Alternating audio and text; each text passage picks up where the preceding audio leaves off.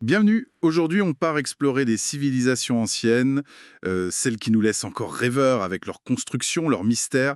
On s'appuie sur un ouvrage qui couvre des cultures d'Asie et du Nouveau Monde. Alors au programme, on a choisi 3 énigmes assez tenaces. D'abord, un motif étrange sur des vieux bronzes chinois, le taotier.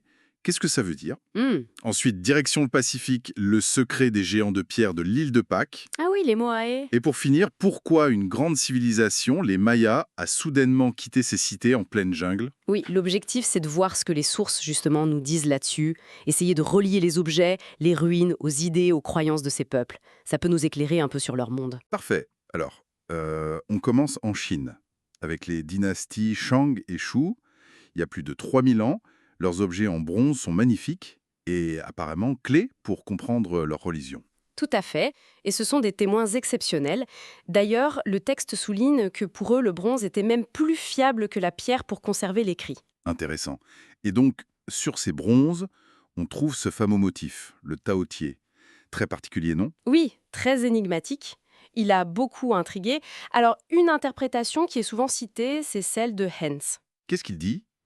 Il y voit une sorte de masque, un assemblage d'éléments qui symboliserait la dualité nuit-lumière. D'un côté, les cornes, ça pourrait être la lune, la nuit, le hibou peut-être. D'accord. Et de l'autre, la partie centrale, ça évoquerait plutôt la cigale, le renouveau, l'été et le soleil. Donc, le taotier, ce serait comme une image de la grande divinité lunaire des Shang, liée au cycle de la vie, de la mort, enfin, à tout ce cycle cosmique. Voilà. C'est fascinant comme vision.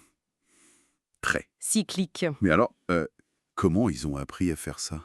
Cette maîtrise du bronze, elle vient d'où? Il y a des pistes? Influence de l'Ouest? On parle de motifs sumériens retrouvés? Ou c'est né sur place? C'est le grand débat, oui. D'après ce qu'on lit, l'idée qui domine, c'est plutôt une évolution locale, en Asie.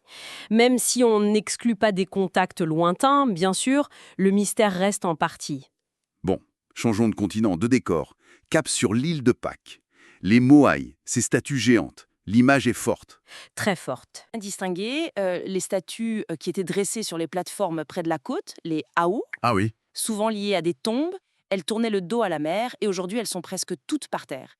Et puis il y a celles qui sont restées dans la carrière, certaines pas finies. Comme si le travail s'était arrêté net. Voilà.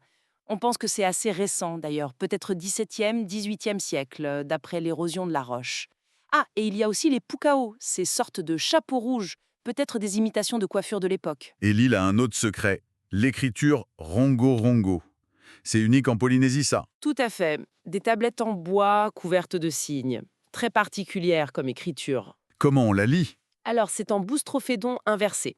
Ça veut dire qu'on lit une ligne dans un sens, puis on retourne la tablette pour lire la ligne suivante dans l'autre sens. Ah d'accord, pas simple. Et on a réussi à déchiffrer? Très partiellement, c'est très compliqué. Les idées de lien avec l'Inde ou la Chine ancienne, ça les spécialistes comme Bartel, ils n'y croient pas trop.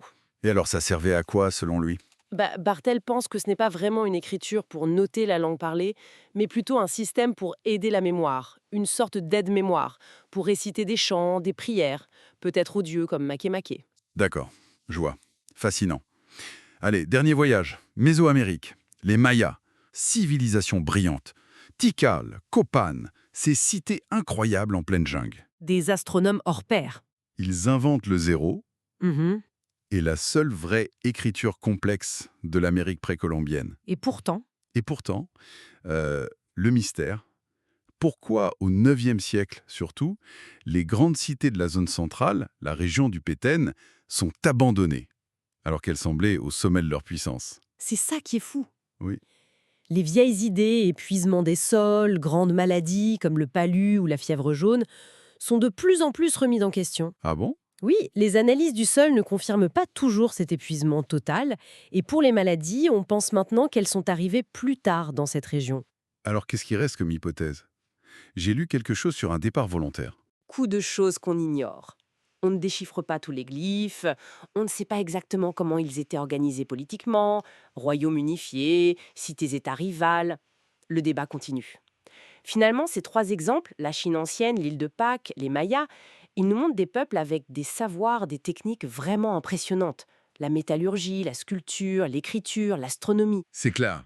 Et pourtant, ils ont connu des bouleversements énormes, des défis qui ont mené à des changements radicaux. Et ça nous laisse avec beaucoup de questions sans réponse définitive. Oui, et ce qui est frappant, c'est peut-être de voir à quel point leurs croyances, leur vision du monde, ont pu être un moteur incroyable pour réaliser tout ça, des projets monumentaux.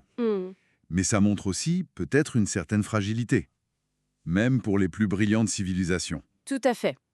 Et ça nous ramène un peu à nous, aujourd'hui. Une réflexion tirée des textes suggère qu'en regardant ces vestiges, on peut se demander si notre époque, tellement centrée sur la technique, n'a pas perdu quelque chose d'essentiel. Une connexion au monde, une spiritualité que ces peuples avaient peut-être. Hmm, L'auteur cite saint Paul pour conclure. L'ancien est disparu, du nouveau s'est produit. La question c'est, quelle est la nature de ce nouveau pour nous aujourd'hui ? une bonne question pour terminer.